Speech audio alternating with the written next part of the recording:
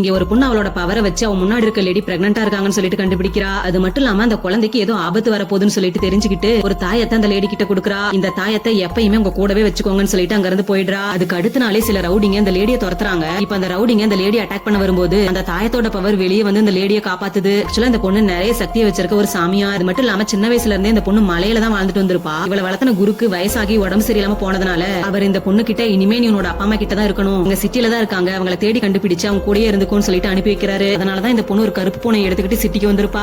இப்ப இந்த பொண்ணு ஒரு வீட்டை பார்த்துட்டு அந்த வீட்டுக்குள்ள போறா. ஒரு பையன் நடக்க முடியாம வீல் சேர்ல உட்காந்துட்டு இருக்கான். இப்ப இந்த பொண்ணு அவனை பார்த்துட்டு உங்களோட நோயை என்னால குணப்படுத்த முடியும்னு சொல்ல இந்த பையன் அவன் சொல்றத நம்ப மாட்டான். உடனே அவ வச்சிருக்க கருப்பு பூனை அவன் மேல குதிச்சு அவனை கடிச்சிருது. இந்த பொண்ணு அந்த பூனை கடிச்சதுனால உங்களோட நோய் குணமாயிடும்னு சொல்றா. அடுத்த செகண்டே அவன் ரத்தம் வாந்தி எடுக்க ஆரம்பிக்கிறான். இப்ப இந்த பொண்ணு அவளோட பவர் யூஸ் பண்ணி அவனுக்கு ஒரு மாத்திரையை கொடுக்குறா. அப்புறமா அந்த பையனோட நிலைமை ரொம்ப மோசமாக ஆரம்பிக்குது. அங்க இருக்கவங்க இந்த பொண்ணு அவனை கொல்ல வந்திருக்கான்னு நினைச்சுக்கிட்டு செக்யூரிட்டி கூப்பிட்டு இவளை கூட்டிட்டு போக சொல்றாங்க. இப்ப இந்த பொண்ணு அவளோட பவரை யூஸ் பண்ணி அவனோட காலை சரி பண்றா. இப்போ பல வருஷமா நடக்காம வீல் சேர்ல இருந்தவன் கால் சரியாகி பழைய நிலைமைக்கு வந்துடுறான்.